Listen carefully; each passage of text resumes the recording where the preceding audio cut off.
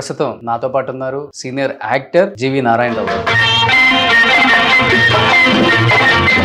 అంతులేని కథలో ఇప్పటికీ మాకు గుర్తుంది, తాళి కట్టు శుభవేళ పాట బాగా పాడుతున్నారే. లవ్ మ్యారేజా మీది అరేంజ్డ్ మ్యారేజ్? నాది అరేంజ్డ్ మ్యారేజ్ కమ్ లవ్. డైరెక్టర్లు కానీ ప్రొడ్యూసర్లు కానీ మీ డేట్ల కోసం వెయిట్ చేసిన సందర్భాలు చూసాం. చెప్తారు కదా, ఇండస్ట్రీలో ఎంత టాలెంట్ ఉన్నా కానీ ఒక అదృష్టం అనేది ఇక్కడ పరీక్షించుకోవాల్సి వస్తుంది. ఆ అదృష్టం అనేది దక్కకపోతే ఎంత పెద్ద నటుడైనా కానీ సినిమా అవకాశాలు తగ్గటము, లేకపోతే మంచి క్యారెక్టర్లు రాకపోవటము. కళాకారుడు అనేవాడు నిజమైన కళాకారుడు అయితే తను ప్రతి పాత్రని ఎప్పటికప్పుడు ఫ్రెష్ గానే ఆలోచిస్తాడు. ఫర్ ఎగ్జాంపుల్ చిరంజీవి గారు ఏ రోజు కూడా నేను సాధించాను అనే సంతృప్తి ఆయన పడలేదు. ప్రతి సినిమాకి కూడా ఆయన స్ట్రగుల్ అవుతాడు. హి వాజ్ లుకింగ్ యంగ్. నాకే మొన్న ఆశ్చర్యం వేసిన ఈ సినిమాలో. డిస్ట్రిబ్యూషన్ మోర్ దెన్ ఒక 300-400 పిక్చర్స్ చేసి ఉంటారు నాన్నగారు. వేలు వైగా విడుదల అనేది బ్రాండ్. అక్కినేని నాగేశ్వరరావు గారు నటించిన సినిమాలే 90% నా వైగా విడుదల. బట్ యాజ్ ఏ ప్రొడ్యూసర్ గా సంపాదించారా, పోగొట్టుకున్నారా? నేను అలా ఆలోచించలేదు సార్. రాళ్ళపల్లి గారు, దేవరాజు గారు, మేమందరం కూడా ఒక 5,000 సంపాదిస్తే చాలు కదా నెలకి అని అనుకునేవాళ్ళం. ఏ ఇయర్ లో? 1973. మాకు ఫస్ట్ సినిమాకి రెమ్యునరేషన్ ఎంతో తెలుసా మీకు? నాకు రజనీకాంత్కి కలిపి ఆయనకు రూపాయలు, నాకు రూపాయలు. ఓకే, రూపాయలు అడ్వాన్స్, అది కూడా చెక్కు. కానీ ఇప్పటికి మీ మధ్య కలిసినప్పుడు ఆ ఫ్రెండ్షిప్, ఆ బాండింగ్ సార్. రజనీకాంత్ గారు మీరు మేమిద్దరం ఆ రోజుల్లో కూడా ఒకే సిగరెట్ తాగేవాళ్ళం. అలాగే చాలా క్లోజ్ గా ఉండేవాళ్ళం. కానీ సారథి స్టూడియోస్ ల్యాండ్ మీద, సారథి స్టూడియోస్ మీద అసలు అది ముస్లిం ప్రాపర్టీ. ఎన్ని ఎకర్స్ ఉంటుంది సార్? అది మొత్తం 12 ఎకరాలు. సో ఇప్పుడు దాదాపు 200 కోట్లు ఉంటుంది ఎకరం. 12 ఎకరాలు అంటే 2,400 కోట్లు. సో ఈ రోజు మీకు ఒక హాఫ్ అంటే మీది ఒక 1400-1500 కోట్లు వస్తాయి. మీరేనా అక్కడ? ఆ రోజులో సారథి స్టూడియోస్ పక్కన 2 రూపాయలు గజం మైత్రి. కానీ ఫస్ట్ నుంచి కూడా ఫ్రెండ్లీ అండ్ హెల్పింగ్ నేచర్ ఎక్కువ కదా చిరంజీవి గారికి. హీరోయిన్ శర్మ గారిని నేను చాలా ఇష్టపడే డైరెక్టర్. చెన్నై నుంచి నాకు ఫోన్ చేశాడు ఆయన. నారాయణరావు, చాలా ఇబ్బందుల్లో ఉన్నాను, ఒకసారి కొంచెం చిరంజీవికి ఒక మాట చెప్పవా, ఏమైనా సహాయం చేస్తాడేమో అన్నాను. నేను చిరంజీవి గారి నెంబర్ ఇచ్చాను. ఇస్తే ఆయన ఫోన్ చేశాడు హీరోయిన్ శర్మ గారు. చేస్తే వెంటనే ఆ ఫోన్ రిసీవ్ చేసుకున్న తర్వాత సాయంకాలానికల్లా 5 లక్షల రూపాయలు ఆయనకి పంపించాడు. కాదు కదా, నేను చాలా మంది ఆర్టిస్టులు చేసిన దానికి చిరంజీవి గారు చాలా మందికి హెల్ప్ చేశారు. ఇప్పుడు గొడవలు రాలేదా మీ మధ్య, ఫ్రెండ్స్ మధ్య? ఎప్పుడు సరదాగా కూడా ఎప్పుడు ఆశించి 10 రూపాయలు అప్పటికే ఉంటే ఆ ఫ్రెండ్షిప్ పోయినట్టే. ఇప్పుడు జనరేషన్ మీరు చెప్పేదే చేస్తుంది. Real friendship is accept his success and his growth. Super.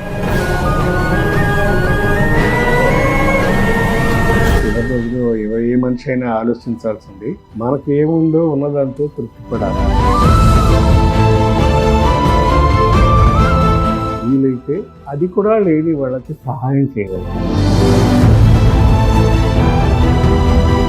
పటాపట్ Jayalakshmi గారు చాలా మంచి యాక్ట్రెస్, మంచి హైట్, మంచి ఫేస్, ఫోటోజెనిక్ ఫేస్ ఆమెది. అంటే సూసైడా, చంపేశారా అసలు? ఆమె పెద్ద ఫ్యామిలీలో చేసుకున్నారా ఆమె? సూసైడ్ అనండి. యాక్చువల్గా అయితే నన్ను ఇష్టపడింది, చేసుకోవాలని కోరుకుండేది. తర్వాత ఏం చేసిందంటే ఎంజీఆర్ అన్న కొడుకు ఒకడు ఉన్నాడు, వాడిని లవ్ చేసింది. అది సీఎంగా ఉన్నప్పుడే. అప్పుడు సూసైడ్ చేసుకుంది. ఫ్యాన్ కి హ్యాంగ్ చేసుకొని చనిపోయారంట. షాక్ అయ్యారు కదా అందరూ. Hi, hello, welcome to Suman TV. నేను మీ రోషన్. సో ప్రస్తుతం నాతో పాటు ఉన్నారు సీనియర్ యాక్టర్ జీవి నారాయణరావు గారు. సార్ నమస్తే. రోషన్ గారు నమస్తే. ముఖ్యంగా సుమన్ టీవీ వీక్షకులకు, ప్రేక్షకులకు, శ్రోతలకు, అభిమానులకు నా హృదయపూర్వక వందనం, అభివందనం. కానీ మీకు కొంచెం తెల్లగడ్డం వచ్చి కొంచెం వయసు పెరిగింది కానీ వాయిస్ మాత్రం ఏమాత్రం చేంజ్ అవ్వలేదు, మీ బేస్ అలానే ఉంది. అంతులేని కథ రిలీజ్ అయ్యి 50 సంవత్సరాలు పూర్తి చేసుకుంది కాబట్టి ఆ సందర్భంగా నారాయణరావు గారి ఇంటర్వ్యూకి వచ్చామన్నమాట. నారాయణరావు గారు చేసిన సినిమాలు అన్నీ కూడా సూపర్ డూపర్ హిట్. తక్కువ సినిమాలు చేసినా కానీ ఎక్కువ సక్సెస్ రేట్ ఉందన్నమాట ఆయనకి. అందుకే ఇండస్ట్రీ ఆయన గౌరవిస్తుంది, ఆ ప్రేక్షకులు గౌరవిస్తుంటారు, ఆయన సినిమాలను ఎంజాయ్ చేస్తుంటారు. తర్వాత సీరియల్స్లోకి వచ్చి సీరియల్స్ చాలా చేశారు, ఎన్నో మంచి మంచి క్యారెక్టర్స్ సార్, అద్భుతమైన నటన. ఎందుకంటే అంతులేని కథలో ఇప్పటికీ మాకు గుర్తుంది, తాళి కట్టు శుభవేళ పాట బాగా పాడుతున్నారే. అద్భుతమైన పాట అండి అది. నా తొలి చిత్రంలోనే నాకు అలాంటి పాట రావడం అనేది నా అదృష్టం.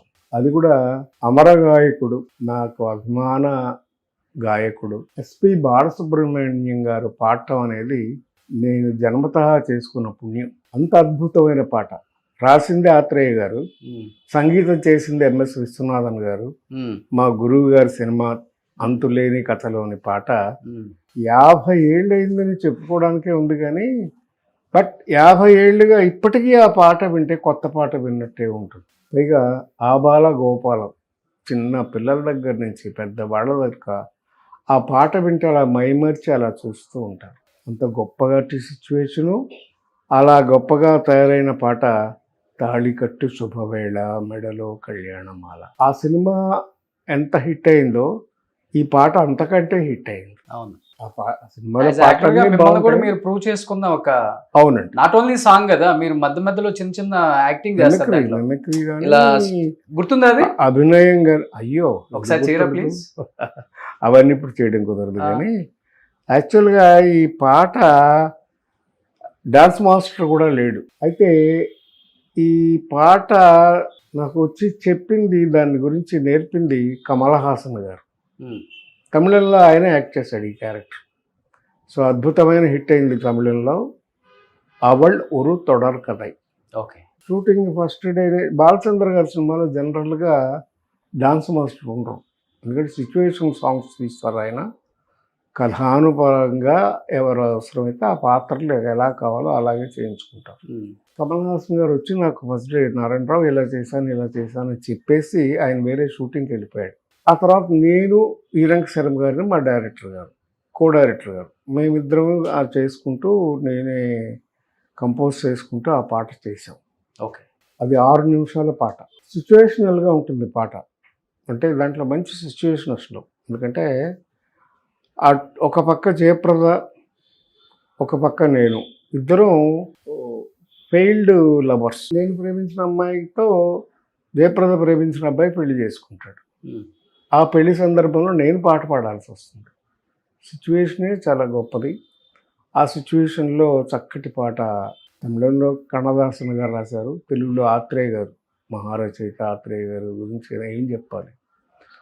మొత్తం సినిమా స్క్రిప్టు, డైలాగ్ దగ్గర నుంచి అన్నీ కూడా ఆత్రేయ గారే రాశారు. జనరల్గా ఒక సామెత ఉంది, ఏంటంటే సేయింగ్ ఉంది ఇండస్ట్రీలో, ఆత్రేయ గారు డైలాగ్ రాసి ఆడియన్స్ నేర్పిస్తాడు, రాయక ప్రొడ్యూసర్ నేర్పిస్తాడు అని. కానీ అది నిజం కాదు. ఈ సినిమా స్క్రిప్ట్ మొత్తం ఆయన ముందే బైండెడ్ స్క్రిప్ట్ ఇచ్చాడు. సో అలాంటి మంచి సినిమా నాకు దొరకడం అనేది నా అదృష్టం. కానీ చెప్పాలంటే అంతులేని కథ రిలీజ్ అయిన తర్వాత ఎవరు ఎక్స్పెక్ట్ చేసి ఉండరు ఇంత పెద్ద హిట్ అవుతుంది. ఎందుకంటే తారాగణం చెప్పాలంటే పెద్ద సీనియర్లు ఏం లేరు, అసలు లేరు, అందరూ కొత్త వాళ్ళు. రజనీకాంత్ గారు, జయప్రద గారు, అందరూ కొత్త వాళ్ళు, ప్రసాద్ బాబు గారు, అందరూ కొత్త వాళ్ళే. బట్ ఆ సినిమా తర్వాత నారాయణరావు గారి డేట్స్ దొరకడం కష్టం. అప్పుడున్న స్టార్ హీరోలకి ఈక్వల్గా వస్తాడు ఆయన. డైరెక్టర్లు కానీ ప్రొడ్యూసర్లు కానీ మీ డేట్ల కోసం వెయిట్ చేసిన సందర్భాలు చూసాం. అలాంటిది అంటే చెప్తారు కదా, ఇండస్ట్రీలో ఎంత టాలెంట్ ఉన్నా కానీ ఒక అదృష్టం అనేది ఇక్కడ పరీక్షించుకోవాల్సి వస్తుంది. ఆ అదృష్టం అనేది దక్కకపోతే ఎంత పెద్ద నటుడైనా కానీ సినిమా అవకాశాలు తగ్గటము, లేకపోతే మంచి క్యారెక్టర్లు రాకపోవటము, ఇంపార్టెన్స్ ఇవ్వకపోవటము, డెఫినెట్గా ఏదో ఒకటి జరుగుతుంది. మంచి మంచి సినిమాలు హీరోగా యాక్ట్ చేశారు. అంగడి బొమ్మ, తర్వాత మధుసూదనరావు గారితో కూడా మీరు హీరోగా చేశారు. ముత్యాల పల్లకి. కళాకారులు అనేవి ఎదగడం పొదగడం అనేది సహజం. అసలు జీవితంలోనే ఆటుపోట్లు అనేవి ఉంటాయి, అవి లేకుండా ఏ జీవితం నడవదు. అందుకని అందరూ ఒకే స్టేజ్లో ఉంటారంటే ఉండరు. ఓకే. ఎవరు ఉండరు. కానీ అలా అనుకునే ఉంటారు కదా చాలా మంది హీరోలు ఎవరైనా. ఎందుకు అనుకుంటారు? అరే ఒక స్టేజ్కి వెళ్ళాను, లేదు, ఇంకా కిందకి రాకూడదు, వస్తే చిన్న చూపుగా ఉంటుంది ఇండస్ట్రీలో అది ఉండదా? మీ రోజుల్లో ఎక్కువ కదా ఇంకా అది. ఉండదు. ఎందుకు ఉండదంటే కళాకారుడు అనేవాడు నిజమైన కళాకారుడు అయితే తను ప్రతి పాత్రని ఎప్పటికప్పుడు ఫ్రెష్గానే ఆలోచిస్తాడు. ఓకే. ఫర్ ఎగ్జాంపుల్ చిరంజీవి గారు ఏ రోజు కూడా నేను ఇది సాధించాను అనే సంతృప్తి ఆయన పడలేదు. ప్రతి సినిమాకి కూడా ఆయన స్ట్రగుల్ అవుతాడు. ఇవాళ లేటెస్ట్ సినిమా మొన్న నేను చూసాను, ఆ సినిమాలో కూడా ఆయన యంగ్గా కనపడటానికి ఎంత అవస్థ పడ్డాడో, ఎంత కృషి చేసి ఉంటాడో ఊహించగలరా మీరు? At the age of 70 years. ఒక అక్కినేని నాగేశ్వరరావు గారు నాకు తెలిసి దసరా బుల్లోడు సినిమాలో యంగ్గా కనిపించడం కోసం ఆయన చాలా కృషి చేశాడు. ఓకే. డాన్స్ కానీ అవి కానీ అంత కృషి చేశాడు. అలాగే చిరంజీవి కూడా ఈ సినిమాకి ఎంత కృషి చేసి ఉంటాడో ఊహించండి. He was looking young. నాకే మొన్న ఆశ్చర్యం వేసింది ఆయన సినిమాలో చూస్తే. మా ఫ్రెండ్ ఇద్దరు ఒకటే ఏజ్ గ్రూప్. అది కాదు, ఏంటి కుర్రాళ్ళగా తయారవుతున్నాడు రోజు రోజుకేని. దానికి స్పెషల్ అట్రాక్షన్ ఏంటంటే ఆయన డ్రెస్సింగ్.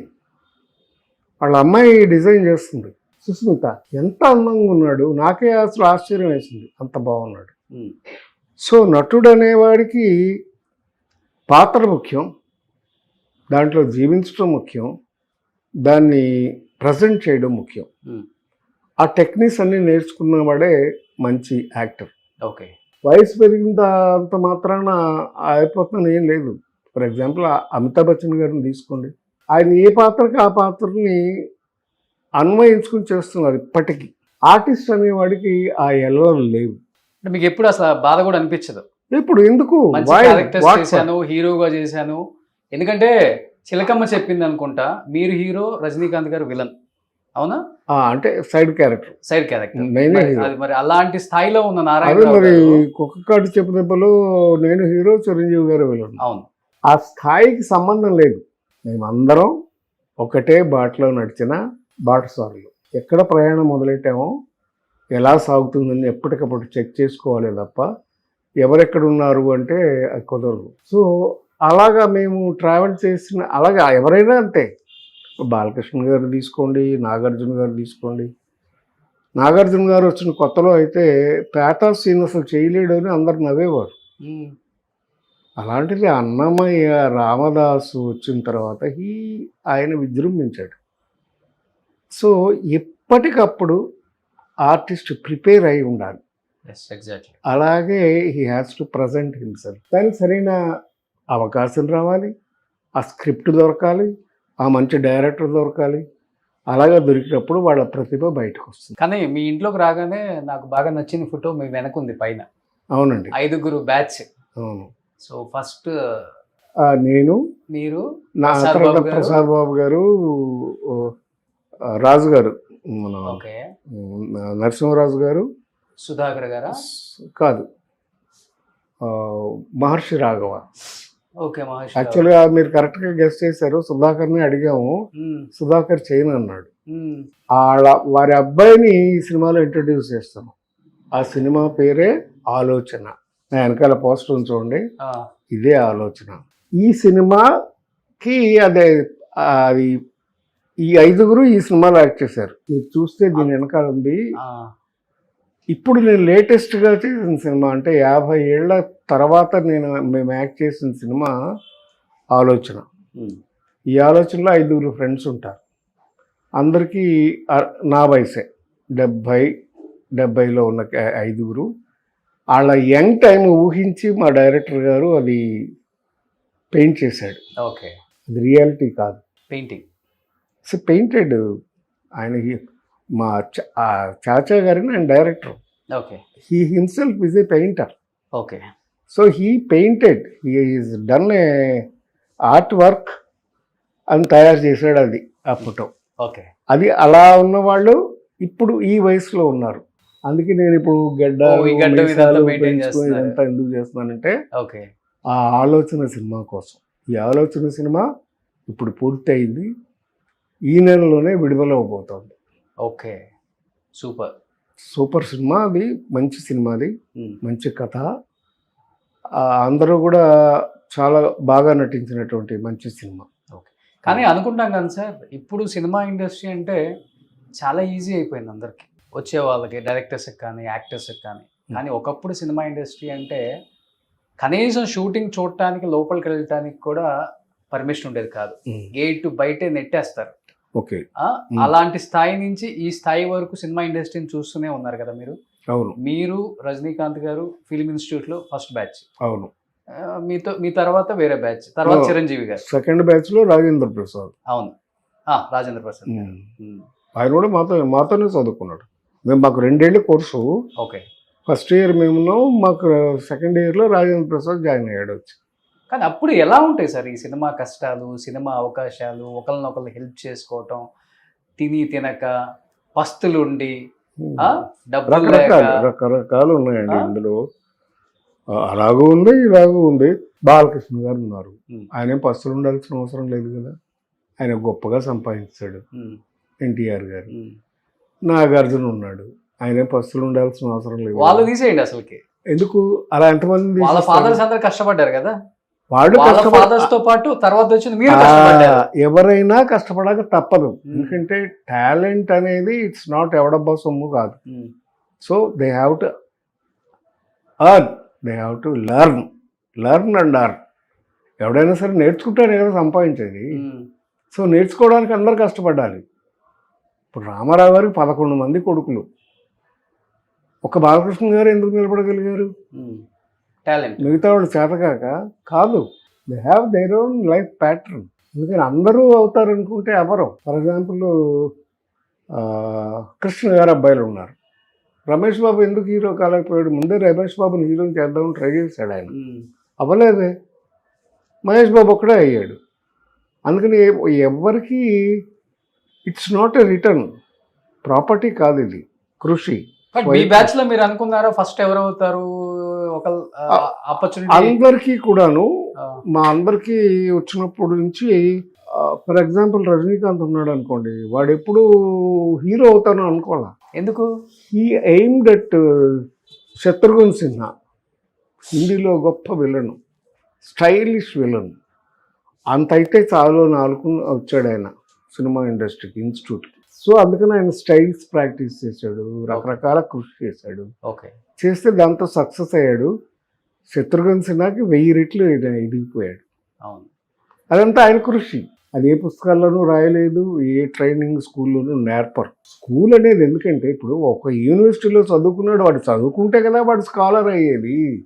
ఇన్స్టిట్యూట్కి వెళ్ళిపోతే, యూనివర్సిటీకి వెళ్ళిపోతే వాడు స్కాలర్ అయిపోతాడా? అవడగా. So he has to implement his talent. Okay. అలాగా ఎవరికి వాళ్ళు వాళ్ళ టాలెంట్ని ఇంప్రూవ్ చేసుకోవాలి. సో ఆయన స్టైల్ ట్రై చేశారు, స్టైల్సే ట్రై చేశాడు, కానీ ఆయన ఏనాడు హీరో అవుతాను అనుకోలేదు. కదా, నేను ఆర్టిస్ట్ అవుదాం అనుకున్నాను, మంచి ఆర్టిస్ట్ అవ్వాలని నా కోరిక. అందుకే నేను మొదటి నుంచి కూడా I was on to good films. నేను కమర్షియల్ సినిమాలు ఎక్కువ చేయలేదు. ఎందుకు చేయలేదని నాకు నచ్చం. ఓకే. ఫైటింగ్లు, గొడవ, ఇవన్నీ ఏదో ఒక సెంటిమెంట్, ఒక ఇది లేకపోతే, కథలో పర్పస్ లేకపోతే నాకు నచ్చేవి కాదు. ఓకే. నా అదృష్టానికి అంతులేని కథలో క్యారెక్టర్ పడింది కనుక నేను ఆర్టిస్ట్ని అయ్యాను. అయిన తర్వాత కూడా నేను ఎప్పుడు చూసిగానే ఉన్నాను. నాతో పాటు వచ్చిన వాళ్ళు 500 సినిమాలు 600 సినిమాలు చేసిన కళాకారులు కూడా ఉన్నారు, సక్సెస్ అయిన వాళ్ళు కూడా ఉన్నారు. I was always selective. మంచి సినిమాలు డే వన్ నుంచి. ఓకే. డే వన్ నుంచి, ఎందుకంటే అప్పటికే ఐఎమ్ ట్రైన్డ్. మా father film distributor, Navayuga distributor, Sarathi studios managing director. Okay. But me friends ఎప్పుడు సీరియస్ అవ్వలేదా? చిరంజీవి గారు, హరిప్రసాద్ గారు, సుధాకర్ గారు, రజనీ గారు, రాజేంద్ర ప్రసాద్ గారు ఇలా చూజీగా కాదు, మంచి క్యారెక్టర్స్ వచ్చినప్పుడు చేసుకుంటూ వెళ్ళిపోవటమే, అది కమర్షియలా లేకపోతే వేరే యాంగిల్లో మనం చూడడం? అది వాళ్ళ పర్సనల్, వాళ్ళ ఇష్టం. మిమ్మల్ని నన్ను ఎందుకు అడుగుతారు? గైడ్ చేయాల ఎప్పుడు అలాంటి ఆలోచన మేము ఒకడొకడు అనుకోలేదు. కాకపోతే చిరంజీవి గారికి ఇప్పుడు హయ్యర్ లెవెల్లో ఆలోచన ఉండేది. ఓకే. అది నాకు తెలుసు. ఓకే. ఎందుకంటే ఇప్పుడైనా టాప్కి వెళ్ళాలి అనే ఆలోచన ఉండేది. అందుకని ఆయన దాని మీదే కృషి చేశారు, సాధించారు. అందరూ సాధించలేకపోవచ్చు. అలాగే పవన్ కళ్యాణ్ చిన్నప్పటి నుంచి ఆ అబ్బాయికి చాలా కృషి. కుర్రాడప్పటి నుంచి చూసేవాడిని నేను.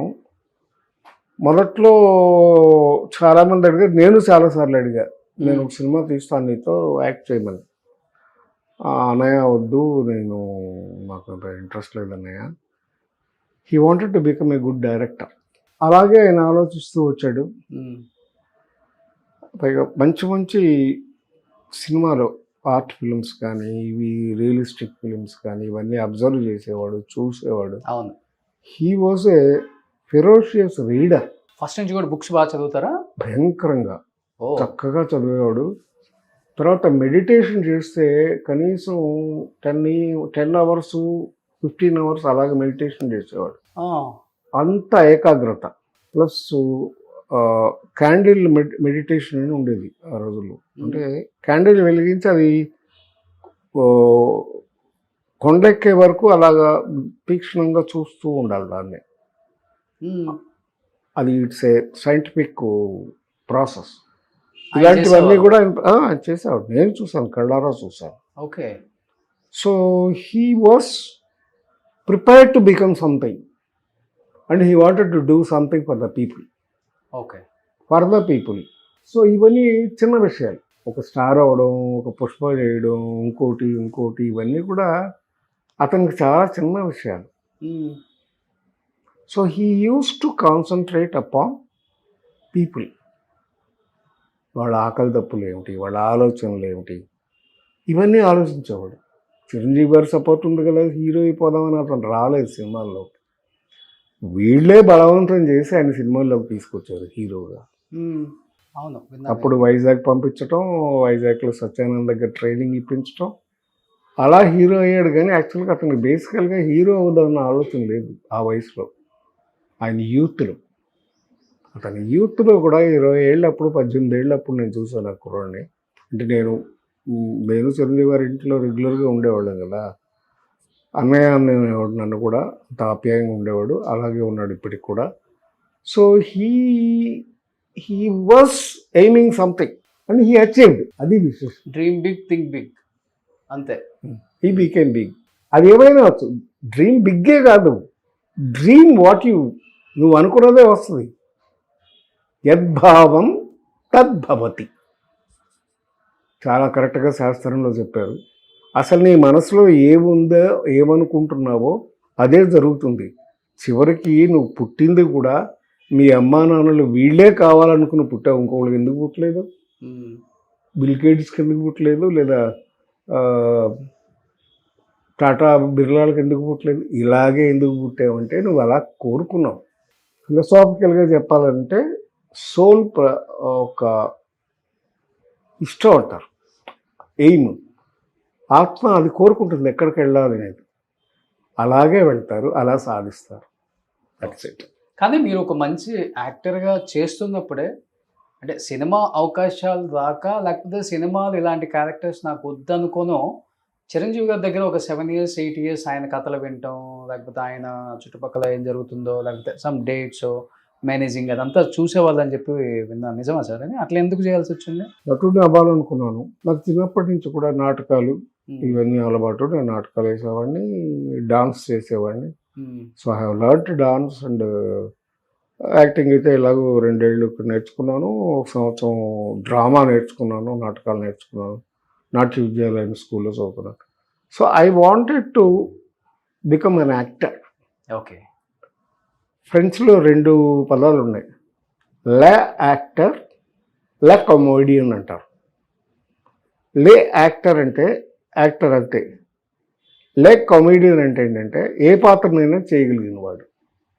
So I have adapted to become anything I can do అన్న దీంట్లోనే చేశాను.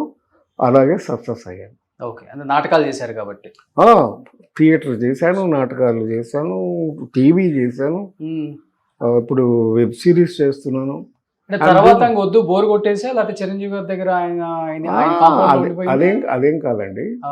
సుబ్బారావు కోపం వచ్చిందని ఒక సినిమా చేశారండి. దాంట్లో కీర్తి సురేష్ వాళ్ళ అమ్మ మేనక మేనకా హీరో. గారు. ఓకే. నేను చేసాం. అది డూండి గారు ప్రొడ్యూసర్, పెద్ద ప్రొడ్యూసర్ ఆయన, కృష్ణ గారిని టాప్కి తీసుకొచ్చిన ప్రొడ్యూసర్ ఆయన. ఆ సినిమా ధవళ సత్యం గారు డైరెక్టర్. నేను అనుకున్నంత సక్సెస్ కాలేదు. సరే పందా మార్చుకుంటున్నాం అనుకున్నప్పుడు ఎందుకంటే ఆల్రెడీ మాకు డిస్ట్రిబ్యూషన్ ఉంది. సో మా ఫ్యామిలీ బిజినెస్ ఫిల్మ్ బిజినెస్ అయ్యి, సో ఏదో రకంగా చేయాలని అంటే సరే అప్పుడు చిరంజీవి గారు మంచి టాప్ పొజిషన్కి వెళ్ళిపోయారు. సరే సినిమా తీద్దామని ఆలోచన వచ్చిన తర్వాత ఇట్లా అడిగితే మా నాన్నగారు ఎంకరేజ్ చేశారు, సరే సినిమా తీయాలి. అప్పుడు నేను వెంటనే వెళ్ళి చిరంజీవి గారిని అడిగా, చిరు నేను సినిమా తీద్దాం అనుకుంటున్నాను, డేట్లు ఇవ్వమంటే ఒక్క నిమిషం కూడా ఆలోచించకుండా ఆయన డేట్లు నాకు రాసి పేపర్ సంతకం పెట్టి నాకు ఇచ్చేశాడు. అంత కాన్ఫిడెన్స్ ఆయనకి నా మీద. ఇందుచేత నేను డిస్ట్రిబ్యూటర్గా అనుభవం ఉంది, యాక్టర్గా అనుభవం ఉంది, ప్లస్ ఆయనకి ఇన్స్టిట్యూట్లో సీనియర్ని, ఇవన్నీ చూసిన అనుభవం ఉంది. నా మీద నమ్మకంతో ఆయన డేట్లు ఇచ్చాడు. ఆ సినిమా తీశాను. అదే Devanthakudu. Super duper hit. 100 days ఆడింది. హైదరాబాద్లో సంధ్యా థియేటర్లోనే శతదినోత్సవం ఘనంగా చేసాం. అలాగా ప్రొడ్యూసర్ నాయ. అందులో కూడా నేను యాక్ట్ చేశాను. నేను యాక్టింగ్ మానలా. ఆ తర్వాత కూడా మధ్య మధ్యలో నేను రెగ్యులర్గా సినిమాలు చేస్తూనే ఉన్నాను. ఇవి కాకపోతే టీవీ ఎప్పుడు స్టార్ట్ అయింది, అది ఇంచుమించుగా ఆ టైంలోనే దూరదర్శన్ స్టార్ట్ అయింది. ఆ దూరదర్శన్లో ఫస్ట్ రాజీ బుజ్జి అనే ఒక సీరియల్ చేశాను. దేవదాస్ కనకాన గారు డైరెక్టర్. అది మంచి పేరు వచ్చింది. అలాగా టీవీలో కూడా సీరియల్స్ చేయడం మొదలుపెట్టాను. ఆ తర్వాత ఈ ముడికి మూడు మీ అందరికీ తెలుసు, సుధాకర్, నేను, హరిప్రసాద్ కలిసి అదేమో సూపర్ డూపర్ హిట్. మ్యూజికల్గా కూడా అద్భుతమైన పాటలు, 6 పాటలు super hit songs. First golden disc వచ్చిన సినిమా అదే. ఓకే. దాంతో రాజ్కోటి కూడా మ్యూజిక్ డైరెక్టర్స్గా పెద్దవాళ్ళు అయిపోయారు. 2 హీరోయిన్స్, 2 కూడా చాలా అద్భుతంగా చేశారు దాంట్లో, విజయశాంతిను, రాధ. అలాగా కెరియర్లో కూడా ఎప్పుడు తప్పటడుగు నేను వేసింది లేదు. సక్సెస్ ఫెయిల్యూర్ అనేది మన చేతుల్లో లేదు. బట్ ఫెయిల్యూర్ వచ్చినప్పుడు పెద్ద బాధ ఏం పడరు, జాగ్రత్త పడతాం అంతే. ఎందుకంటే ఎందుకు పోయింది అని కూడా ఆలోచిస్తాను. ఫర్ ఎగ్జాంపుల్ ఇంటికి వరుద్రమా అని ఒక సినిమా తీశాను. అది తెలుగులో అంతగా ఆడల. ఎందుకు ఆడలేదంటే యాక్చువల్గా దాంట్లో సుజాత గారు హీరోయిన్. సుజాత గారికి అప్పటికి గోరింటాకు ఇలాంటి మంచి మంచి సినిమాలు చేసి సాఫ్ట్ ఇమేజ్ ఉండేది. ఇంటికి వరుద్రమంలో ఏంటంటే ఇట్స్ ఏ పవర్ఫుల్ క్యారెక్టర్. దాంట్లో సుజాత గారిని జనం చూడలేకపోయారు. ఇంపాక్ట్ పదే ఉంటుంది కదా అప్పుడు ఆడియన్స్. అదే కనుక నేను అప్పట్లో శారద గారితో తీసుంటే సూపర్ హిట్ అయ్యి ఉండేది. డిస్ట్రిబ్యూషన్ మోర్ దెన్ ఒక 300-400 పిక్చర్స్ చేసి ఉంటారు నాన్నగారు. వేలు అప్పుడు అసలు మనకి టైటిల్స్ లోనే నవయుగ విడుదల అనేది ఒక బ్రాండ్. అక్కినేని నాగేశ్వరరావు గారు నటించిన సినిమాలే 90% నవయుగ విడుదల. ప్లస్ రామారావు గారి సినిమాలు ఏవిఎం, భక్త ప్రహ్లాద, లేత మనసులు, బాబు మూవీ సినిమాలు అండి, మోగ మనసులు, మంచి మనసులు, తేనె మనసులు, కన్నె మనసులు, ఇలా చెప్పుకుంటూ పోతే 90s వరకు 95 దాకా నవయుగానే కదా సార్. నవయుగ తర్వాత కొత్తవి వచ్చినాయి కానీ నవయుగ తర్వాత లక్ష్మీ ఫిల్మ్స్ అని, ఆ తర్వాత మంచి కంపెనీలో వచ్చాయి కానీ నవయుగానే. అవును, it's a pioneer film distribution company. అవును. బట్ యాజ్ ఎ ప్రొడ్యూసర్గా సంపాదించారా, పోగొట్టుకున్నారా? ఏం సంపాదించాను? ప్రేక్షకులను సంపాదించుకున్నాను. సంపాదించుకోలేదా? నేను అలా ఆలోచించలేదు సార్ ఎప్పుడు. ఎందుకో నా బ్రెయిన్కి ఆ ఆలోచన రాలేదు. అసలు ఒక 5,000 సంపాదిస్తే సార్ సినిమాలో నటించాను అనుకున్న ప్రయత్నించాను నేను. ఎందుకంటే అప్పట్లో మేము నాటకాలు వేసేవాళ్ళం, నేను, రాళ్లపల్లి గారు, దేవదాస్ గారు, మేమందరం కూడా ఒక 5,000 సంపాదిస్తే చాలు కదా నెలకి అని అనుకున్నాం. నెలకి ఏ ఇయర్లో? 1973. 73లో 5,000 అంటే పెద్ద విషయం. మీ అదే అప్పటికి రేంజ్కి మేము ఆలోచించింది అది. ఆ, అంతదాకా ఎందుకు, మాకు ఫస్ట్ సినిమాకి రెమ్యూనరేషన్ ఎంతో తెలుసా మీకు? ఉమ్, నాకు రజనీకాంత్కి కలిపి ఆయనకు ఒక 1,000 రూపాయలు, నాకు ఒక 1,000 రూపాయలు, ఓకే. చెరి 100 రూపాయలు అడ్వాన్స్, ఆ, అది కూడా చెక్కు. ఓకే. అది తీసుకుని మైలాపూర్లో వాళ్ళ ఆఫీసు, బాలచంద్ర గారి ఆఫీసు, ఆ, అరంగనాథ్ గారు అని ఆయన ప్రొడ్యూసరు, ఓకే. ఆ చెక్కులు తీసుకుని ఆ మైలాపూర్ నుంచి 12B అని ఒక బస్సు ఉండేది, ఆ బస్సు ఎక్కి వడపల్లికి వెళ్ళాం. వడపల్లిలో మురుగన్ గుడి ఉంటుంది, ఆ గుడిలో పెట్టి దండం పెట్టుకుని బయటకు వచ్చాం. ఉమ్, ఇప్పుడు ఆయన ఎక్కడున్నాడు, నేను ఎక్కడ ఉన్నాను. బట్ ఆ 100 రూపాయలు మమ్మల్ని నటులను చేస్తుంది. సూపర్ కదా, గ్రేట్ సార్. కానీ ఇప్పటికి మీ మధ్య కలిసినప్పుడు ఆ ఫ్రెండ్షిప్, ఆ బాండింగ్, ఉంది సార్. రజనీకాంత్ గారు మీరు మేమిద్దరం ఆ రోజుల్లో కూడా ఒకే సిగరెట్ తాగేవాళ్ళం, ఆ, అలాగే చాలా క్లోజ్గా ఉండేవాళ్ళం. ఓకే. మా ఇంటికి వచ్చేవాడు, మా అక్కయ్య అని పిలిచేవాడు. ఉమ్, తన అంటే తనకు కొంచెం ఫైనాన్షియల్ ఇబ్బందులు ఉండేవి, ఎందుకంటే తను చాలా పెద్ద రిస్క్ తీసుకున్నాడు. బస్ కండక్టర్గా ఉద్యోగం చేస్తూ సాఫీగా చదువుతున్న జీవితం నుంచి 2 ఏళ్ళు చదువుకోవడానికి ఫిల్మ్ ఇన్స్టిట్యూట్కి వచ్చేసాడు, ఉద్యోగం వదిలేసి. అబ్బా, ఎంత రిస్క్ అండి అది. అవుతాడో లేదో తెలియదు, అవ్వాలని కోరిక ఉందంతే. వచ్చేసాడు. వచ్చేస్తే అక్కడ మెడ్రాస్లో ఎక్కడ ఉంటాడు, నేనంటే మాకు సిస్టర్ ఉన్నారు. అప్పటికే మా సిస్టర్, మా బావగారు ప్రొడ్యూసరు. నా ఫిల్మ్ ఇండస్ట్రీ మొదటి నుంచి అంత మా వాళ్ళంతా లేదు కదా. ఆయన ఉండటానికి మా ఫ్రెండే విఠల్ ప్రసాద్ అని నా ఫ్రెండ్. అయితే ఆయన ఇంట్లో పేయింగ్ గెస్ట్ లాగా ఉండేవాడు. పేయింగ్ గెస్ట్ అనే పేరే కానీ ఆ విఠల్ ప్రసాద్ వాళ్ళ అమ్మగారు, ఇద్దరు వాళ్ళ అన్నదమ్ములు అయితే 3వ కొడుకులాగా చూసుకున్నారు ఆవిడ. చెన్నైలో ఉన్నారు కదా విఠల్ ప్రసాద్ గారు, ఇంకా ఉన్నారు, నేను మాట్లాడాను, సినిమాల్లో కూడా యాక్ట్ యాక్ట్ చేస్తుంటారు. చేస్తున్నారు.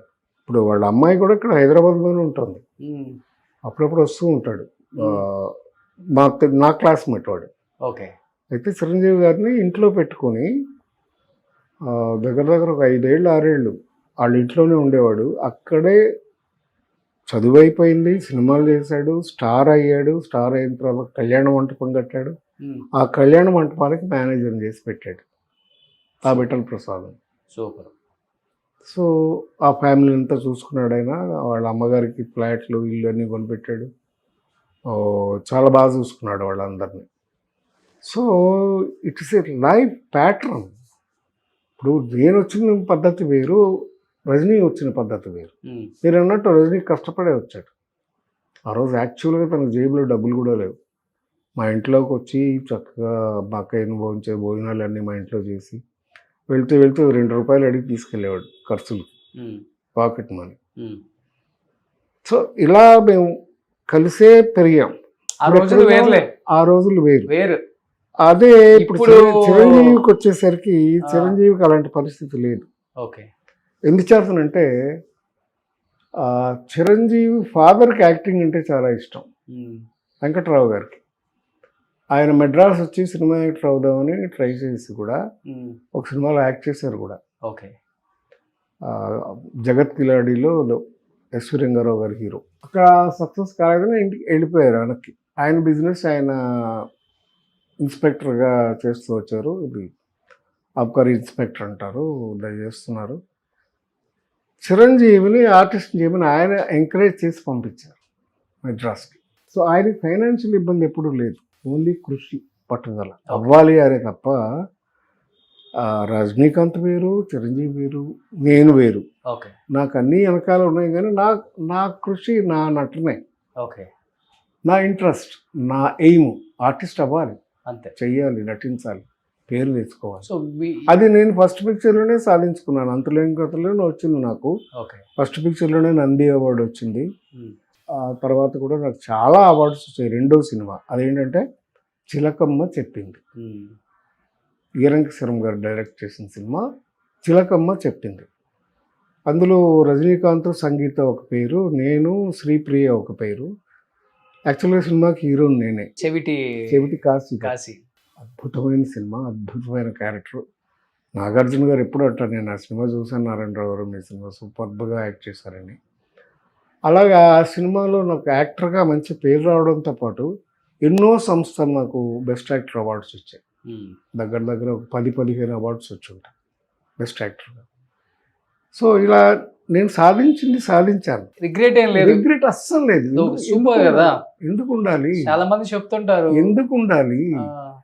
ఎక్కడ వచ్చాం మనం, ఏం సాధిద్దాం అనుకున్నాం, ఏదో వచ్చాం సాధిస్తున్నాం, అనుకున్నది చేస్తున్నాం. కానీ పెద్ద ఫ్యామిలీలో ఒక యాక్టర్గా అవ్వాలనుకొని బయటకు వచ్చిన వ్యక్తి డబ్బు ఉంటుంది, పలుకుబడి ఉంటుంది, సొసైటీలో వెళ్ళి ఇంకా నాకు ఇది కావాలని అడగాల్సిన అవసరం లేదు, పలానా నవయోగ వాళ్ళ అబ్బాయి లేకపోతే ప్రూవ్డ్ అంతులేని కథతో ఆయన వికట కవి మంచి క్యారెక్టర్ చేశాడు, ఏం అక్కర్లేదు. బట్ టాలెంట్ ఉంది కానీ అదృష్టం కలిసి రాదు. నెక్స్ట్ వచ్చిన తరాలు చూసుకుంటే అదే ఇండస్ట్రీకి సంబంధించిన పెద్ద పెద్ద డైరెక్టర్లు, ప్రొడ్యూసర్ పిల్లలు 2-3 చేసి లక్కు కలిసి రాలేదు, ఇంత ఆస్తి ఉంది, ఇంత టాలెంట్ ఉంది, అయినా కానీ నేను రాలేకపోయాను ఇండస్ట్రీకి అని చెప్పేసి ఆగిపోయిన వాళ్ళని మనం చూసాం. ఇద్దరిని చూసాం నేను అంటుంది. అయితే మీ తరానికి ఆ తరానికి తేడా ఏంటి అంటే మీరు రిగ్రెట్గా ఫీల్ అవ్వరు, ఏది కూడా వచ్చిన దాన్ని హ్యాపీగా ఫీల్ అవుతారు. ఓకే ఇంతవరకు వచ్చాం, గ్రేట్ కదా, ఇది వేరే వాడికి కూడా రాలేదు కదా, ఇన్ని కోట్ల మందిలో నాకు వచ్చిందని ఫీల్ అవుతారు. వాళ్ళు ఏంటంటే ఇన్ని కోట్లు ఉంచుకొని నాకు రాలేదు ఏంటని ఫీల్ అవుతుంటారు. ఏం చెప్పాలన్నా, ఎందుకంటే చివరి రోజులో ఏ మనిషి అయినా ఆలోచించాల్సింది మనకి ఏముందో ఉన్నదాంతో తృప్తి పడాలి. ఓకే, మనకు దేవుడు ఇచ్చింది అది, దాంతో సంతోషపడాలి. వీలైతే అది కూడా లేని వాళ్ళకి సహాయం చేయగలగాలి. అది నేను మా ఫ్యామిలీ అంతా నేర్చుకున్నది అదే. మా అక్కయ్య గారు ప్రేమ జ్యోతి అని ఒక ఆర్గనైజేషన్ చేసేవారు. లలిత గారని, గారపాటి లలిత మా అక్కయ్య పేరు. ఆవిడ మెడిటేటరు. ఆవిడ ఆర్గనైజేషన్లో నేను కూడా పార్టిసిపేట్ చేస్తూ మేమేం చేసేవాళ్ళం అంటే అనాథ శరణాలయాలకు వెళ్ళి అక్కడ పిల్లల్ని, అలాగే ఆర్గనైజ్కి వెళ్ళి అక్కడ ముసలి వాళ్ళని, వీళ్ళని కలిపి చాలా ఈవెంట్స్ చేసేవాళ్ళు. ఓకే, నేను వాళ్ళకి వీరు లేరు, వీళ్ళకి వారు లేరు. సో మనం ఉన్నామని వాళ్ళతో టైం స్పెండ్ చేసేవాళ్ళం. ప్రతి పండక్కి కూడా అలాగే మేము రెగ్యులర్గా చేస్తూ వచ్చాం. ఒక ఇన్సిడెంట్ మీకు చెప్తా. ఒక అనాథ శరణాలయంలో పిల్లలు మేము చేస్తున్న టైంలో చదువులు అంతంత మాత్రంగా ఉంటే వాళ్ళని చిరంజీవి గారి దగ్గరికి ఒక రోజు తీసుకెళ్ళాం. ఏ ఇయర్లో? 2000 తర్వాతే 1, 2, 3 తీసుకెళ్తే అప్పటికి పిల్లలు యావరేజ్గా చదువుతున్నారు. వెళ్తే చిరంజీవి గారు వాళ్ళతో ఒక పూటంతా స్పెండ్ చేశారు 10 మందితో. వాళ్ళకి సరదాగా గిఫ్ట్లు ఇచ్చి వాళ్ళతో కలిసి భోజనం చేసి వాళ్ళ ఇంట్లో ఒక రోజంతా స్పెండ్ చేసి పంపించారు. అయిపోయిన తర్వాత విషయం ఏంటంటే ఆ పిల్లలందరూ కూడా ఆ సంవత్సరం ఫస్ట్ ర్యాంక్లో పాస్ అయిపోయారు. ఓకే, సో అంత కాన్ఫిడెన్స్ ఇచ్చాడు ఆయన. That is life. ఆ తృప్తి ఇంక దేంట్లో వస్తుందండి? కానీ ఫస్ట్ నుంచి కూడా ఫ్రెండ్లీ అండ్ హెల్పింగ్ నేచర్ ఎక్కువ కదా చిరంజీవి గారికి. ఎముడికి 100 days ఫంక్షన్ అప్పుడే కదా ఫస్ట్ రైతులకి ఆయన సహాయం చేసింది. అవును, ఆత్మహత్యలు చేసుకున్న రైతు కుటుంబాలకు సహాయం చేశాడు కదా. అది కాకుండా ఆయన గుప్తదానాలు చాలా చేశాడులేండి, అది మీకు ఎవరికి తెలియదు ఆ విషయం. He has a wonderful humanity. So same thing మా రజనీకి కూడా అదే ఉంది బుద్ధి. వాడు ఏం చేస్తాడంటే ఎప్పుడు వాళ్ళ ఇంట్లో పాయిస్ గార్డెన్ అని పెద్ద బంగ్లా, ఆ బంగ్లాలో గేట్ పక్కనే ఒక పెద్ద హాల్ లాగా ఉంటుంది. అవును, అందులో మొత్తం సరుకులు ఉంటాయి. కందిపప్పు, మినపప్పు, బియ్యం, పంచదార, ఉప్పు, బెల్లం అన్నీ ఉంటాయి. ఎవరికి కావాలంటే వాళ్ళు వచ్చి తీసుకెళ్ళచ్చు ఫ్రీ. ఓకే, ఇవి కాకుండా ఆయనకి ఇంకా ఆస్తులు ఎన్ని ఉన్నాయో ఏమిటో అవన్నీ నేను ఎప్పుడు అడగలేదు, వాడు ఎప్పుడు చెప్పలేదు. ఇప్పటికీ వాడు వీడియోనే మాట్లాడతా, ఏం తప్పుగా అనుకోకండి, ఎందుకంటే మా ఫ్రెండ్షిప్ అలాంటి. ఆ మంచి మనసు ఉండాలి సార్. చిరంజీవి గారితో ఈ బాండింగ్ ఉందా మీకు? ఆయనతో ఇంకా ఉండేది ఎక్కువ, ఎందుకంటే లేకపోతే కొంచెం స్టార్డమ్ పెరిగిన తర్వాత సార్ అని పిలుచుకునే దాకా వచ్చారా? సార్ నేను లేదు కానీ మొదట్లో మీ జూనియర్ కదా ఇన్స్టిట్యూట్, జూనియర్లో మొదట్లో నన్ను అన్నయ్య అనేవాడు, వయసులో పెద్దడిని కదా. తర్వాత ఆయన హీరో అయ్యాడు, నేను ప్రొడ్యూసర్ని అయిన తర్వాత పబ్లిక్లో అంత బాగోదులేని నేనే చిరు అని పిలిచేవాడిని. ఆయన నారి అని పిలిచేవాడు, నారాయణరావు నారి అని.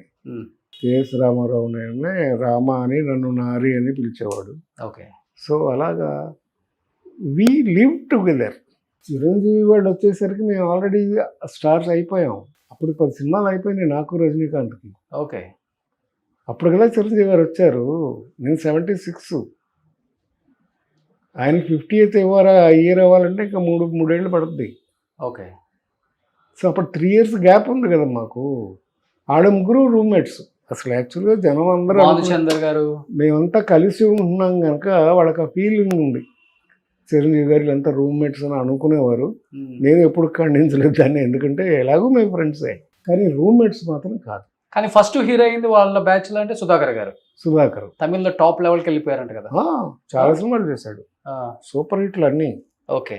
తూర్పు వెళ్ళే రైలు కిழக்கைపోవం రైలు అని ఆ సినిమానే సూపర్ డూపర్ హిట్. రాధికాకి సుధాకర్కి ఫస్ట్ సూపర్ హిట్ అదే. అవును. రాధికాకి కూడా ఫస్ట్ పిక్చర్ అదే. అవును. అప్పుడే ఆయన హీరో అయ్యాడు. యాక్చువల్గా ఇద్దరు కలిసి వెళ్ళారు ఇంటర్వ్యూ భారతీరాజా దగ్గరికి. ఆ క్యారెక్టర్కి ఆయన భారతీరాజా గారికి సుధాకర్ నచ్చాడు, సుధాకర్ని బుక్ చేసుకున్నారు. సో అలాంటివి చాలా జరుగుతుంటాయండి ఇండస్ట్రీలో, కామన్. ఎందుకంటే ఎవరికి ఎప్పుడు అవకాశం వస్తుందో ఆ దేవుడు కూడా చెప్పలేడు. అలా వచ్చిన అవకాశాన్ని ఉపయోగించుకుని సద్వినియోగం చేసుకున్న వాళ్ళు సక్సెస్ అవుతారు. ఈ ఆలోచన అనే సినిమాలో సుధాకర్ కొడుకుని ఇంట్రడ్యూస్ చేస్తున్నాను నేను. యంగ్ క్యారెక్టర్లో సుధాకర్ గారి అబ్బాయి, ఆ అబ్బాయిని హీరోగా ఇంట్రడ్యూస్ చేస్తున్నాను. That's another aspect of this ఆలోచన సినిమా. ఓకే. ఓకే. కానీ అప్పటికి ఇప్పటికి చిరంజీవి గారిలో మీకు నచ్చిన గొప్ప క్వాలిటీ అంటే ఏంటి? స్టార్ అవ్వక ముందు ఇన్స్టిట్యూట్లో జూనియర్, ఎటువంటి అవకాశాలు లేనప్పుడు చిరంజీవి గారిని చూశారు. స్టార్గా ఎదుగుతున్నప్పుడు చిరంజీవి గారిని చూశారు. స్టార్గా ఎదిగిన తర్వాత ప్రొడ్యూసర్గా మీ హీరో చిరంజీవి గారిని చూశారు. ఈరోజు చెప్పాలంటే ఫస్ట్ అగ్రస్థానం అంటే ఆయనదే. ఎంతమంది హీరోలు వచ్చినా ఈ చిరంజీవి గారిని చూస్తున్నారు.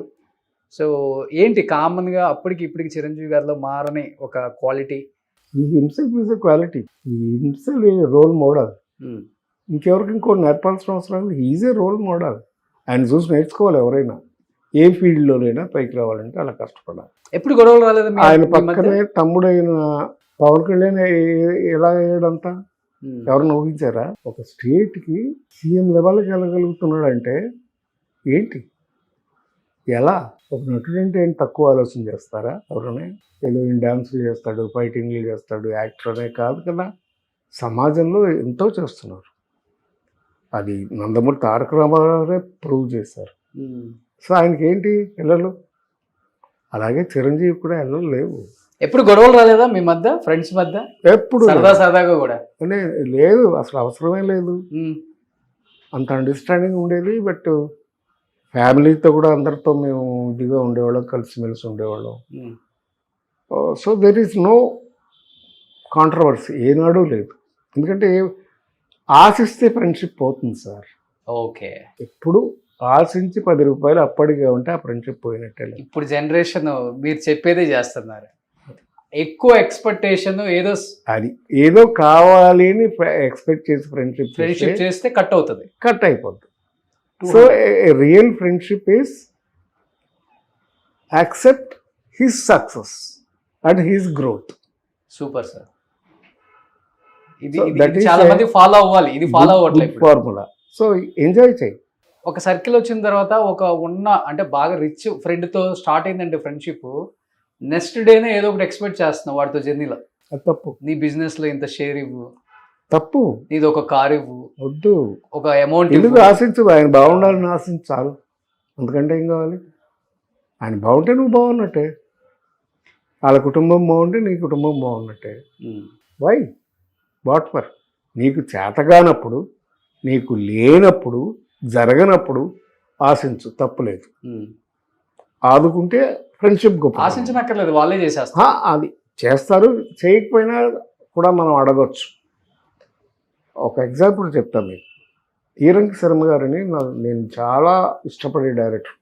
బాలచందర్ గారు కో డైరెక్టర్. నన్ను హీరోగా పెట్టుకుని 3 సినిమాలు తీశాడు ఆయన. చిలకమ్మ చెప్పింది, నాలాగా ఎందరో, కుక్క కాటుకు చెప్పు దెబ్బ.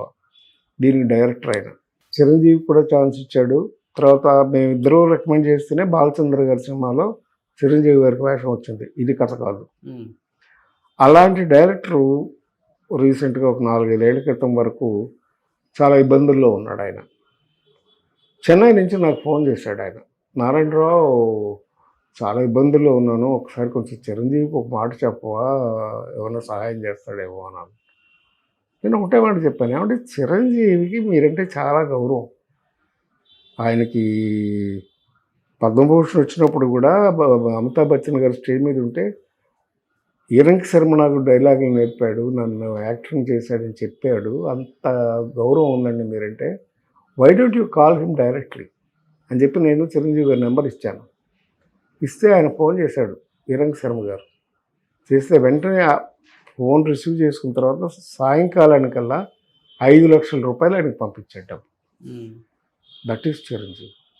అది ఎవరితోనూ చెప్పుకోడు. ఆయన ఎందుకు చెప్పుకోవాలి? అవునవును, నేను చెప్పకూడదని చాలా నుంచి చాలా మంది ఆర్టిస్టులు చేసిన దానికి చిరంజీవి గారు చాలా మందికి హెల్ప్ చేశారు. చాలా మందికి హెల్ప్ చేశాడు. ముఖ్యంగా డైరెక్టర్లు ఉన్నా కూడా అంతే హెల్ప్ చేశాడు అవసరం ఉన్నప్పుడు. సో దట్ ఈస్ వాళ్ళు చేయాల్సింది. అంతేగాని ప్రతి వాళ్ళకి అంటే ఇప్పుడు సినిమాలు అన్న తర్వాత ఆయన ప్రొఫెషనల్ ఇబ్బందుల్లో ఆయన నిలబడడానికి ఆయన ఇప్పటికీ కృషి చేస్తున్నాడుగా. ఆ స్టేజ్లో ఉన్నాడంటే ఎలా ఉన్నాడండి?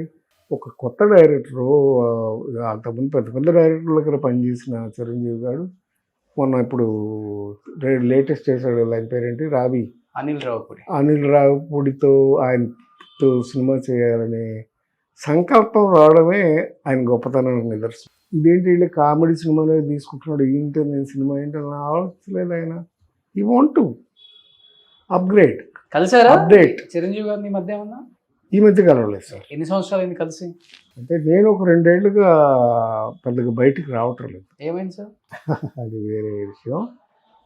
మెడ్రాస్లో షూటింగ్ చేస్తుంటే టీవీ సీరియల్ బాత్రూంలో పడ్డాను. పడితే ఫ్రాక్చర్ అయింది. రిబ్ ఫ్రాక్చర్ అయ్యి ఒక ముక్కెళ్ళి లంగ్స్లో గుచ్చుకుంది. ఆ లంగ్స్లోకి నీళ్ళు వెళ్ళిపోయినాయి. అయితే అప్పుడు అక్కడ హాస్పిటల్ ఉంటే మా అబ్బాయి ఇక్కడి నుంచి హైదరాబాద్ నుంచి వచ్చి అపోలో హాస్పిటల్ ఆపరేషన్ చేయించి అక్కడి నుంచి వచ్చాను. అందుకని 2 years నుంచి ఐఎమ్ నాట్ గోయింగ్ అవుట్. లేటెస్ట్గా నేను ఈ 2 years గ్యాప్ తర్వాత చేసిన సినిమానే ఈ ఆలోచన. కానీ చాలా బాగుంటారు అప్పుడు, ఇప్పుడు కూడా బాగున్నారు అనుకోండి. గడ్డం, వైట్ గడ్డం వచ్చినా కానీ అది గెటప్ కోసం. లవ్ మ్యారేజా మీది అరేంజ్డ్ మ్యారేజ్? నాది అరేంజ్డ్ మ్యారేజ్ కమ్ లవ్. అంటే నా మేనగోళ్ళే కావాలని చేసుకున్నాం. సో ఇండస్ట్రీని అర్థం చేసుకునే పర్సన్ అయితే మంచిదని చేసుకున్నారా? ఇండస్ట్రీకి సంబంధం లేదు, మా ఫ్యామిలీ అంటే మనం అర్థం చేసుకోవాలి కదా, అక్క కూతురే. అందుకని హ్యాపీ మ్యారీడ్ లైఫ్. పిల్లలు కూడా అలాగే కలిసి వచ్చారు, పద్ధతిగా పెరిగారు. ట్రై చేశాను మా అబ్బాయిని కూడా ట్రై చేశాను. వాడును అల్లు అర్జున్ ఒకటే వయసు. అరవింద్ గారు మేము ఫ్రెండ్స్. అలాగే వీళ్ళిద్దరూ కలిసి ఒకే స్కూల్కి వెళ్ళేవారు, ఒకే డాన్స్ క్లాస్కి వెళ్ళేవారు. తర్వాత జిమ్నాస్టిక్స్ ఇవన్నీ కూడా నేర్పించాను ఇద్దరికి. అరవింద్ గారి అబ్బాయిను మా కొడుకు అల్లు అర్జున్, ఆ బాబు కొడుకు. అయితే వాడికి ఎందుకో ఇంట్రెస్ట్ రాలా, సినిమాల్లోకి రావాలనే ఇంట్రెస్ట్ రాలేదు. So he is into business. తర్వాత పాపకి పాటలు నేర్పుదామని సింగింగ్ నేర్పించాను. And she was very bright student in the studies. So she is a pharmacist. నా అల్లుడు గుజరాతీ. మా అమ్మాయిను అల్లుడు ఇద్దరు కలిసి ఒక 4 ఏళ్ళు బీ ఫార్మసీ, ఆ తర్వాత లండన్ వెళ్ళి ఎం ఫార్మసీ కలిసి చదువుకున్నారు. ఇద్దరు కలిసి వాళ్ళు లండన్లో 3 ఫార్మసీస్ రన్ చేస్తున్నారు. So they are very comfortable. So లండన్లో సెటిల్ అయిపోయారు. కూతురు అల్లుడు ఇద్దరు. వాళ్ళకు ఒక పాప, ఒక 6 ఏళ్ళు ఇచ్చిన పాపకి. మా అబ్బాయికి ఒక కొడుకు. That is my family. మీ కోడలు బిజినెస్? మా కోడలు కూడా షీఈస్ ఫ్రమ్ ఏలూరు దగ్గర దెందులూరు అని, అన్నపూర్ణమ్మ గారు ఊరు. వాళ్ళ రిలేటివే. చింతమనేని ప్రభాకర్ గారు ఎమ్మెల్యే. ఎవరు అక్కడ? దెందులూరు. ఓకే. అదే దాంట్లో బెంగళూరే మా బియ్యంకుడిది. It's arranged marriage and I'm very god blessed with the son in law and daughter in law. Super. But హైదరాబాద్లోనే ఉంటాడు కదా బాబు? బాబు హైదరాబాద్లో ఉంటున్నాడు. కాదు సార్, మీ డేస్కి ఇప్పుడు డిఫరెన్స్ ఏంటంటే, ఇప్పుడేమో కలవాలేమో అర్జెంట్ కదా, నీడ్ ఉంది కదా అన్నట్టుగా ఉంటారు. అప్పుడు వాళ్ళు ఎట్లా ఉంటారంటే ఏదో ఒక ఫంక్షన్ జరుగుతుంది కదా, అక్కడ కనిపిస్తారు కదా, హాయ్ చెప్తాం కదా, అదండి డిపెండ్స్ డిస్టర్బ్ చేయరు. ఇండివిజువల్స్ బట్టి ఉంటుంది అది. ఆ, వాట్ ఎవర్ ఇట్ ఈస్, ఎదుటి మనిషి బాగుండాలని కోరుకోవడమే మనం చేయగలిగిన మంచి పని, ఉమ్, అంతకు మించి లేదు. ఓకే, ఎందుకంటే యద్భావం తద్భావత అని మనం అనుకుంటే వాళ్ళు బాగుంటారు. అంతే. బ్యాచిలర్స్ లైఫ్ కదా, మీరు అన్నారు ఒకటే సిగరెట్ ఇద్దరు తాగుతామని కూడా అంటే అప్పట్లో. అప్పుడులో. ఇప్పుడు ఆయన మానేశాడు, చాలా రోజులు అయింది మానేసి. ఓకే, మంచి నేను గ్లాస్ మానేశాను. మంచి క్లాస్మేట్స్ కూడా అన్నీ ఉండే బాగానే ఉండే, మేము ఫ్రెండ్షిప్గా ఉండేవాళ్ళు. కానీ బట్ ఈ స్టాప్ మధ్యలో ఆయన హెల్త్ పాడై చాలా రోజులు సింగపూర్లో అక్కడ ఉండొచ్చారు కదా. హెల్త్ అవును. ఆల్మోస్ట్ చాలా డెత్ పొజిషన్స్ తిరిగి వచ్చాడు ఆయన కూడా. మళ్ళీ అజేయుడయి అమరుడై వచ్చాడు అనుకో చెప్పుకోవాలి. సో ఈజ్ హ్యాపీ వాళ్ళకి కూడా. ఇద్దరికి సేమ్ ఏజ్ కదా ఆల్మోస్ట్. నాకంటే 4 ఏళ్ళు పెద్దాడు. 77, 80 ఉంటుంది ఆయనకైతే. మీకు 74 ఉండే కదా. నాకు 73, ఆయనకి నాకంటే 4 years పెద్ద. ఎందుకంటే అప్పుడు ఆల్రెడీ ఉద్యోగం చేస్తూ మానేసి వచ్చాడు కదా. Okay okay okay. కానీ బాగా మెయింటైన్ చేస్తున్నారు. ఏంది ఫుడ్ ఏం బై డైట్ ఫాలో అవుతారు? 73 సంవత్సరాల్లో కూడా గట్టిగా ఉన్నారు. ఏదో ఉన్న జాగ్రత్తల్లో ఉండాలి. సినిమా గెటప్ కోసం వైట్ గడ్డం కానీ లేకపోతే డై వేస్తారు కదా మీరు. వేస్తాను. ఇప్పుడు ఈ క్యారెక్టర్ కోసం వేయలేదు. ఓకే, ఇంకా ఏమైనా షూటింగ్ గబుక్కున అవసరం అవుతుందేమో వెయిటింగ్ అయిన తర్వాత అని కంటిన్యూ చేస్తున్నాను. ఓకే, అది రిలీజ్ అయినాక తీసేస్తా. పెద్ద హెవీ ఫుడ్ ఏం తీసుకోరు? లైట్గానే తీసుకుంటా సార్. ఎందుకంటే నేను మొదటి నుంచి డైట్ విషయంలో జాగ్రత్త పడతాను. ఎందుకంటే ఒక ఊరి కథ సినిమా మీకు తెలుసు కదా. అప్పట్లో నేను చేసినప్పుడు మృణాల్ సేన్ గారు ఆ సినిమాలో వేషం ఇవ్వడానికి నేను కమల్ హాసన్ తీసుకెళ్ళి చూపించా. ఆ క్యారెక్టర్ మృణాల్ సేన్ గారికి చూపించా పామ్గురు హోటల్లో. ఆయన చూసి అబ్బాయి ఏంటి మంచి బాడీ బిల్డర్ లాగా ఉన్నాడు, నా క్యారెక్టర్ పనికిరాడు, సన్నగా ఉండాలి అని పంపించేశాడు. ఆయన కమల్ హాసన్ సంతోషంగా వెళ్ళిపోయాడు. ఆయన చూడడమే గొప్ప, థ్యాంక్ యూ నారాయణరావు అని వెళ్ళిపోయాడు. వెళ్ళిపోయినా నన్ను అడిగాడు, నువ్వు చేయొచ్చు కదా ఈ వేషం అని. ఏం చేయమంటారు సార్ నాకు? నాకు ఈ రిబ్స్ కనపడాలి. ఓకే, బొక్కలు, డొక్క ఎండిపోవడం అంటారు చూడండి మనిషికి, బీదవాడికి, అలా డొక్క ఎండిపోయి కావాలి అన్నాడు. సరైన వెంటనే నేను బెంగళూరు జిందాల్ అని ఉంది ఒక నేచర్ క్యూర్ హాస్పిటల్, అక్కడ జాయిన్ అయ్యి 27 రోజులు ఉపవాసం ఉన్నాను, ఫాస్టింగ్ చేసి 20 కేజీలు తగ్గా. చేసి వచ్చి ఆ సినిమా చేసా, ఒక ఊరి కథ. ఇంటర్నేషనల్గా నాకు పేరు వచ్చింది సినిమా. సూపర్. సో అప్పటి నుంచి కూడా so I'm on control. Sir అప్పటికి ఇప్పటికి ఎప్పటికైనా ఏవిఎం స్టూడియోస్, సారథి స్టూడియోస్ ఈ రెండు లేకపోతే సినిమాలే లేవు. అంతగా ఇష్టపడే ప్లేస్ ప్రతి సినిమా ఇండస్ట్రీ కూడా ఇక్కడికి వచ్చి సినిమా అట్లాగే విజయ 2 స్టూడియో, విజయ నాగిరెడ్డి గారు. కానీ సారథి స్టూడియోస్ ల్యాండ్ మీద, సారథి స్టూడియోస్ మీద అసలుకి కాదండి. అసలు యాక్చువల్గా అంటే అది ముస్లిం ప్రాపర్టీ. ఒరిజినల్గా చల్లపల్లి రాజా గారు కొడుకు రామకృష్ణ ప్రసాద్ గారని, ఈజ్ కింగ్స్ సన్, చల్లపల్లి రాజా గారు. ఓకే, ఆయనదే ఆ ప్రాపర్టీ. ఆయనది. ఎన్ని ఎకర్స్ ఉంటుంది సార్? అది మొత్తం 12 ఎకరాలు. అబ్బా, అమీర్పేట సెంటర్లో. అవును, వాళ్ళకేంటండి అది రాజా గారు కదా ఆయన. అయితే మెడ్రాస్లో ఆయనకి ప్రాపర్టీస్ ఉండే. సారథి బ్యానర్ అనేది ఈ స్టూడియోకి ముందు నుంచి ఉంది. అది రైతు బిడ్డ అనే సినిమా దగ్గర నుంచి అద్భుతమైన సినిమాలు. సారథి వారి సినిమా అంటేనే చాలా గ్రేట్ ఆ రోజుల్లో. ఓకే, సైలెంట్ రోజుల నుంచి కూడా సినిమాలు తీశారు ఆయన, రామకృష్ణ ప్రసాద్ గారు. అప్పుడే ఎన్టీ రామారావు గారితో కూడా ఆత్మబంధువు, కలిసి ఉంటే కలసుఖం ఇలాంటి సినిమాలు తీశారు. ఓకే, నాగేశ్వరరావు గారితో రోజులు మారాయి అనే సినిమా తీశాడు ఆయన. ఓకే, తీస్తే దాని మీద బోల్డ్ డబ్బులు వచ్చాయి. ఓకే, రోజులు మారాయి సూపర్ డూపర్ హిట్ ఆ రోజుల్లో. పైగా ఆయన మహారాజే అయింది. ఆయన సినిమాలన్నీ తీసింది కమ్యూనిస్ట్ సినిమాలు తీశారు. ఓకే, రోజులు మారాయి. ఆ వచ్చిన డబ్బులతో సారథి స్టూడియోస్ కొన్నారు. అప్పుడు ఇక్కడ సినిమాలు తీసేవారు. ఎన్టీ రామారావు గారు కూడా సారథి స్టూడియోలో పైన రూమ్స్లో ఉండి షూటింగ్ చేసేవారు. చెన్నై నుంచి వచ్చి. ఆత్మబంధువు, కలసి ఉంటే కలసుకం, సూపర్ హిట్లు అన్నీ. ఓకే. అది సారథి బ్యానర్. అయితే అప్పుడు నాగేశ్వరరావు గారు హైదరాబాద్ షిఫ్ట్ అయినప్పుడు నాకు స్టూడియో అప్పటికి తర్వాత ఏంటంటే ఆయనకి ఇంట్రెస్ట్ తగ్గిపోయింది. రామకృష్ణ ప్రసాద్ గారికి ఆరోగ్యం బాగోక స్టూడియో మూసేద్దామని డిసైడ్ అయ్యారు.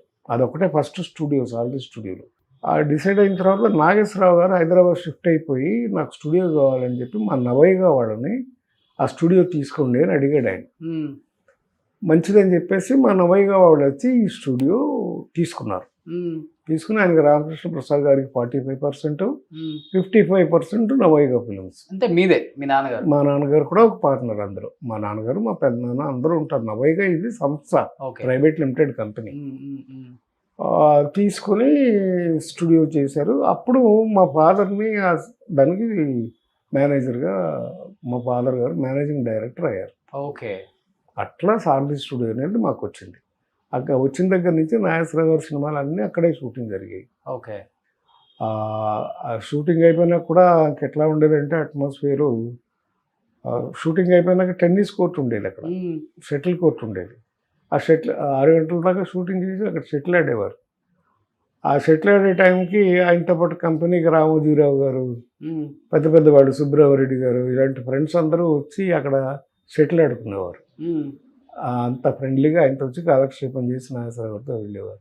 అలా ఉండేది సారథి స్టూడియో. సో ఇప్పుడు దాదాపు 200 కోట్లు ఉంటుంది ఎకరం. 12 ఎకరాలు అంటే 2400 కోట్లు. సో ఈరోజు మీకు ఒక హాఫ్ అంటే మీద ఒక 1400-1500 కోట్లు వస్తుంది. మీరేనా అక్కడ? ఇప్పుడు లేదుగా, అవన్నీ అమ్మేశారు కదా. అమ్మేసేసారు మీరు? ఓకే.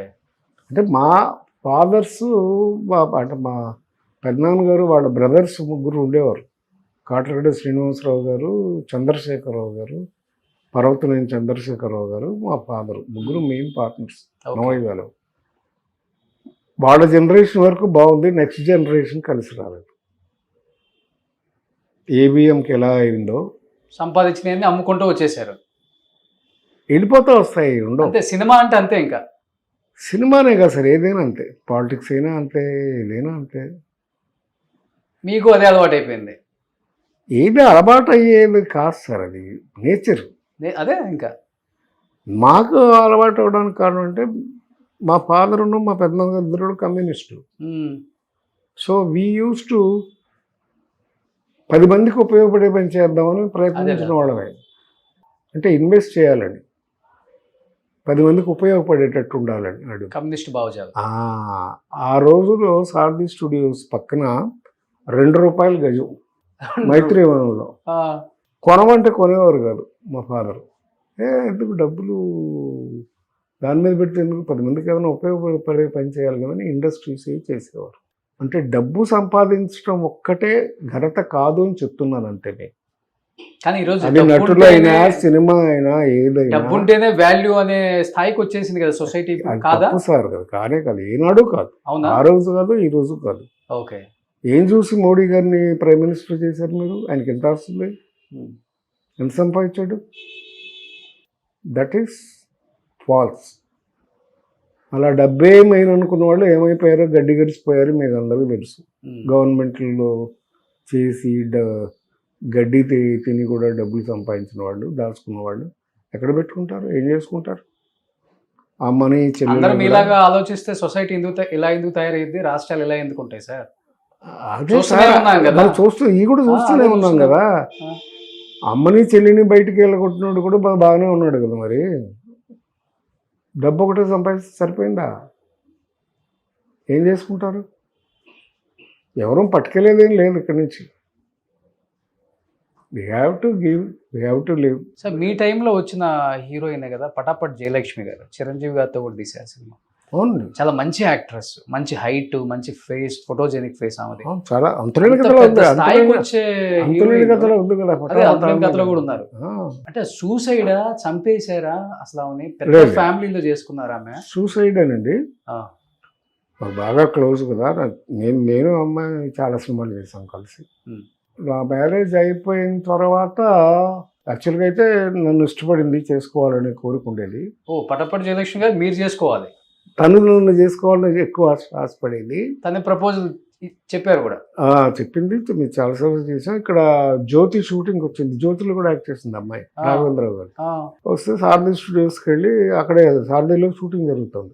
మా ఫాదర్ మేనేజింగ్ డైరెక్టర్ కదా, ఆయన దగ్గరికి వెళ్ళి ఆయన అడిగేసింది, ఏమంటే నేను మీ అబ్బాయిని ప్రేమిస్తున్నాను, పెళ్లి చేసుకుంటాను డైరెక్ట్గా. ఆయన అన్నాడు నవ్వి, అలాగే కానీ అమ్మా నాకు ఒక 5 లక్షలు చెయ్యి, ఎదురు కట్నం కింద చేసేసుకోవాలి సరదాగా. అట్లాగా అంత అన్యోన్యంగా ఉండేవాళ్ళం, చాలా క్లోజ్గా ఉండేవాళ్ళం, ఫ్యామిలీ మెంబర్ కూడా ఉండేది. మీరు లవ్ చేశారా? నేను చేయలేదు. ఓకే. నాకేంటంటే ఆల్రెడీ కమిటెడ్ మా అక్క కూతురుని చేసుకోవాలనేది మా మదర్ సైడ్ నుంచి నాకు సెంటిమెంట్. అందుకని మా మదరు ఆల్రెడీ మా అక్కకి ప్రామిస్ చేసింది, అల్లుడిని చేసుకుంటానని. అది కమిటెడ్ బ్రెయిన్లో ఉండిపోయింది. ఓకే. అందుకని సారీ జయ అని చెప్పేశాను. తర్వాత ఫ్రెండ్లీగానే ఉండేవాళ్ళం మేము. ఓకే. తర్వాత ఏం చేసిందంటే ఎంజీఆర్ అన్న కొడుకు ఒకడు ఉన్నాడు, వాడిని లవ్ చేసింది. అది సీఎంగా ఉన్నప్పుడే. వాడు చీట్ చేశాడు, పెళ్లి చేసుకుంటాను అని చెప్పి చీట్ చేస్తే అప్పుడు సూసైడ్ చేసుకుంది. పాప ఏదో పుట్టిందంటారు. తెలియదు పాప, పిల్లలు ఏం లేదు అసలు. పెళ్ళి అవ్వలేదా? ఓకే. అసలు పెళ్ళే అవ్వలేదు అంతే. అలా సూసైడ్ చేసుకుంది, వాడు చీట్ చేశాడని. ఓన్లీ చీట్ చేశాడని కోపంతో అంతే, ఏం కాదు. ఓవర్నైట్ సూసైడ్ చేసుకుంది. వాళ్ళ అమ్మ కూడా మొన్నటిదాకా నాకు కాంటాక్ట్లో ఉండేది. ఆవిడ ఉన్నారు ఇప్పుడు? ఉన్నారు, వాళ్ళ మదర్ ఉన్నారు ఇంకా. ఓకే. ఇక్కడ హైదరాబాద్లోనే ఉంటున్నారు? మెడ్రాస్లో ఉంటారు, అప్పుడప్పుడు వచ్చి వెళ్తుంటారు ఇక్కడ. కానీ చాలా హఠాబాద్ జయలక్ష్మి వాళ్ళ నాన్నగారు డబ్బింగ్ ఇన్ఛార్జ్. ఓకే. ఆయన డబ్బింగ్ చేసే టైం నేను కూడా డబ్బింగ్ ఆర్టిస్ట్గా నన్ను కూడా ఎంకరేజ్ చేశారు. ఒక సినిమా కమల్ హాసన్ కూడా మేము ఇద్దరు డబ్బింగ్ చెప్పాం. నేను కమల్ హాసన్కి హీరోయిన్కి ఏమో పటాపట్.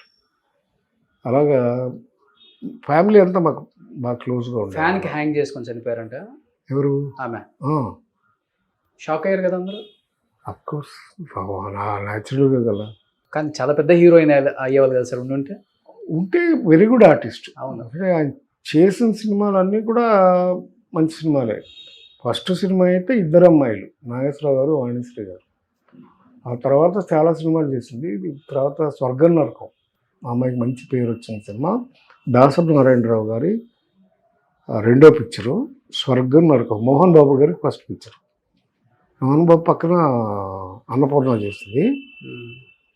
స్వర్గం నరకంలో చాలా మంచి క్యారెక్టర్. అదే చాలా సినిమాలు చేస్తుంది అమ్మాయి, very good artist. Super. Anyhow ఆలోచన రిలీజ్కి రెడీగా ఉంది, అంతరేన కథటు ఆలోచన. సో ఏం చెప్పాలనుకుంటున్నారు ప్రేక్షకులకి? 50 సంవత్సరాల సినిమా జర్నీ ఆషామాషి కాదు, చాలా చాలా కష్టం.